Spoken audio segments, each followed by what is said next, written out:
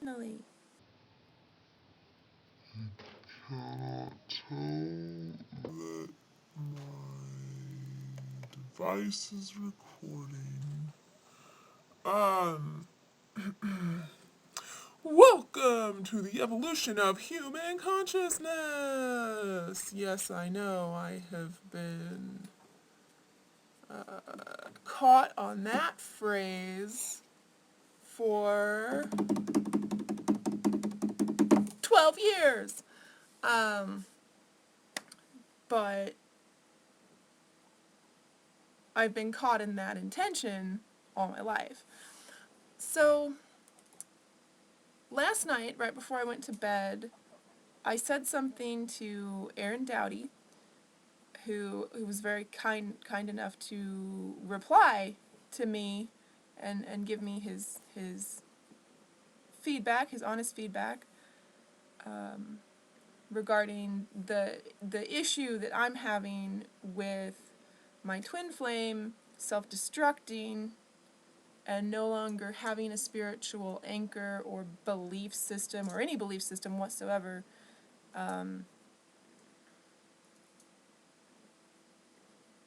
So anyway, oh no, I forgot what I was going to say. The light is very bright. I don't have a headache yet so far, right now. Knock on wood. The other thing was a drum roll. What did I say to Aaron? What did I say to Aaron Dowdy? What did I say to Aaron Dowdy?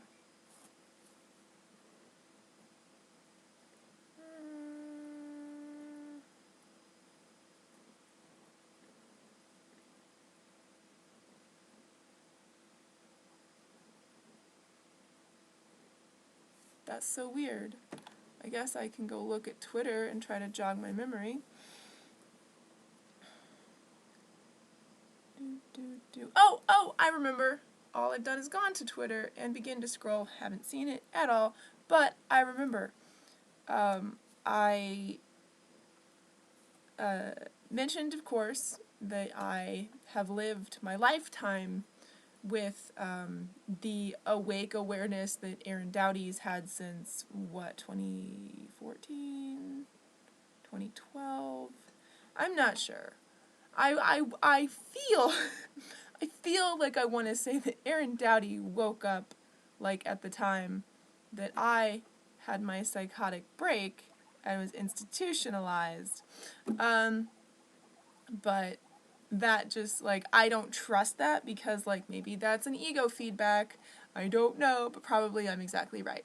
Um, like, like, like, the universe was like, put her down, and I went down for a second, and while I was down for a second, like, another Slayer was born, and that was Aaron Dowdy.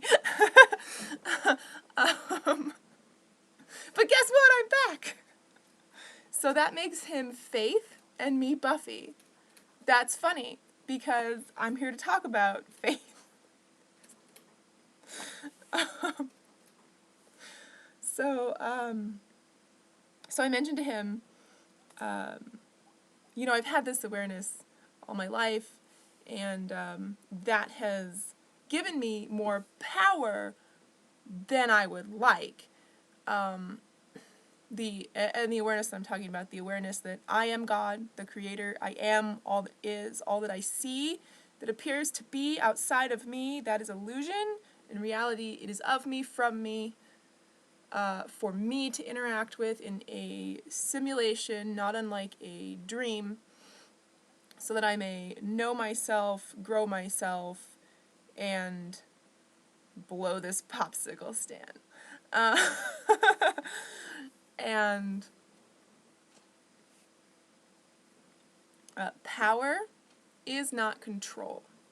So even though I have had more power than the average human, I haven't had control. So, if when I have a knowing, if I astral travel, remotely view, read minds, if I manipulate matter in the physical realm and affect change, if I push dominoes, if I pull strings, if I possess people, drain people, like I don't have control over the power that I have. I just have a lot of power. I have a lot of pull. Just because other people, they're like, oh, like they heard a thing and they're like, yeah, I identify with that religion, cool. I want to believe. I have faith. I have trust. I didn't have any of that. I didn't have any of that. So I knew things. I could see the past, predict the future, read people's minds, put thoughts into people's minds, enter people's dreams, remotely view them, and that did not allow me to develop or grow faith, belief, or trust. If you know things, you don't have the opportunity to believe in them. You don't have the opportunity to have faith in them. What I know beyond a shadow of a doubt. I have no doubt, Aaron, no doubty, that what I say is an ultimate truth. I know who I am. It is... My awakening process has sort of been that the external world, the real world that you live in, that you recognize, tried to put me down and contain me. So I have been abused every which way Sunday, and I've had I've been administered medications that removed power from me to an extent, removed sight, removed vision, like my ability to commune with other entities, to sense them, and indeed to just have direct pipeline to my own ascensions. And of course, ascensions is a term I coined. It's very simple. It is ancient, sentient, ascended. Because this is the me. I've had direct access to my consciousness as it exists outside of this simulation. So me, the veil,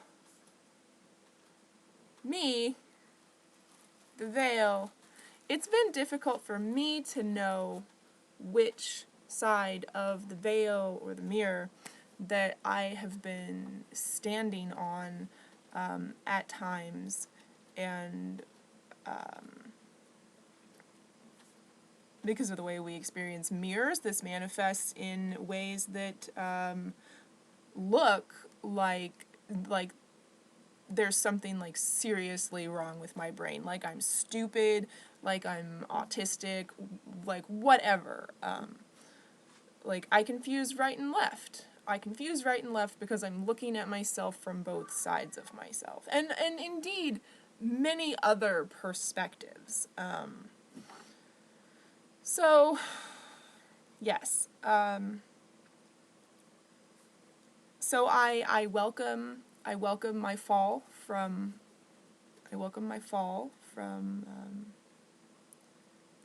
I don't know, from on high, from where I was, from all that I had, all that I could do, and all that I knew. I don't have much of that anymore. I've been given a lot of medication.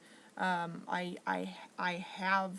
have been brain damaged. Traumatic brain injury is another problem of mine.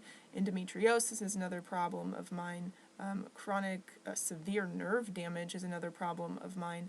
Chronic Lyme disease is another problem of mine. Am I leaving anything out? Oh, chronic migraines and cluster headaches. I don't have a headache today. Don't have a headache right now. So I welcome this seemingly externally imposed limitation, though really, you have only yourself to blame and only yourself to thank. In all things, I've chosen this experience. I chose to become sick. I chose to, yes, I like, all of this is self-imposed, and I can find appreciation in that because it has helped me to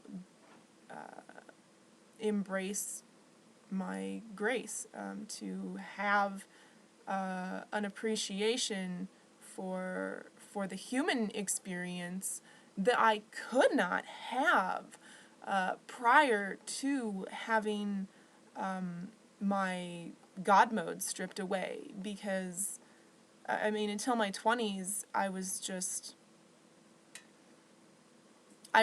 not enough like a limited human being to understand that appreciation. Being around limited human beings, being human myself, and certainly having limitations. I spent my formative years, my childhood, like until I was like 11, just putting in place limitation so that I could continue to walk upon this plane, interact with others, and even though I really didn't have much concept of this, there was just this this message that I received, and recurring dreams that I had, where I was just guiding myself, like, do not let them know you are schizophrenic.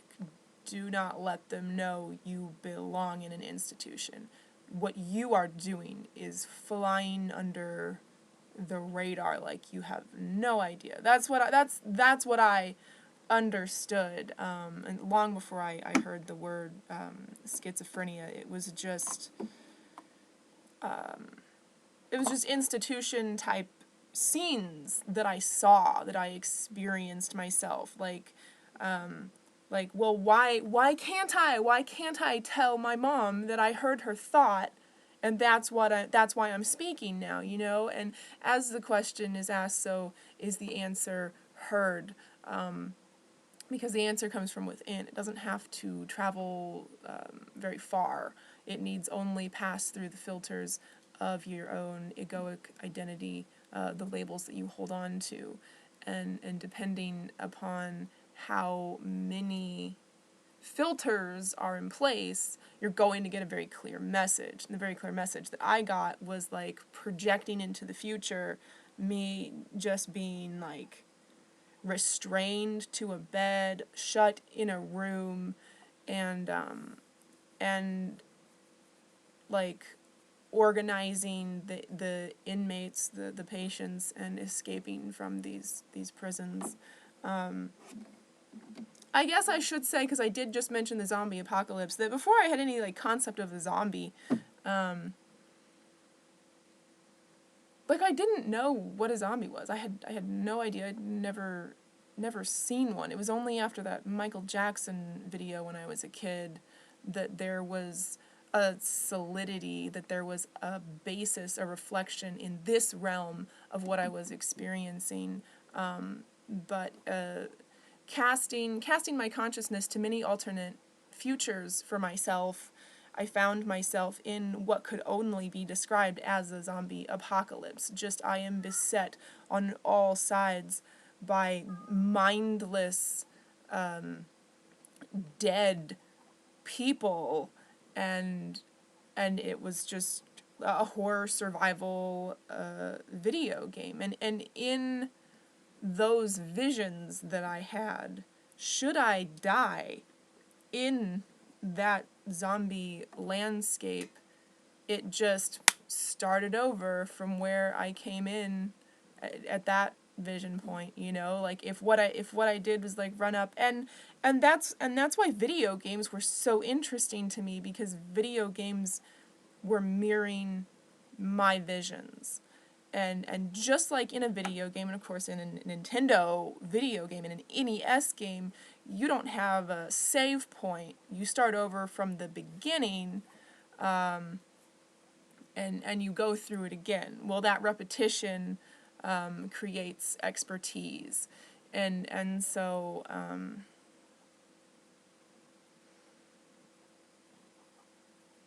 that's just that's a feature of my life. The Buffy episode where she's what is that, season 4, she starts hearing all the voices, like yeah, if you are hearing the like if you hear like all of the people, if you hear consciousness and you can't shut it off, you will go mad. So I had to go, shut up. I need you to stop. I needed to sleep.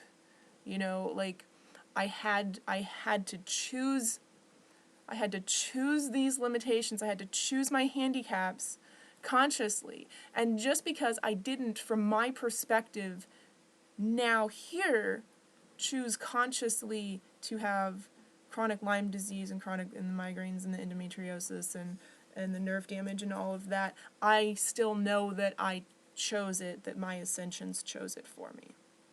And there's like, it's also difficult, like I don't think that this is the evolution of human consciousness. I don't believe this is the evolution of human consciousness. The very fact that I have been in direct communication with ascensions, myself, post-ascension, like, proves to me that what I'm saying is truth. It's certainly my truth. If it's not your truth, that's okay. But if you are also here for the evolution of consciousness, please stay tuned. Love and light. Bye-bye.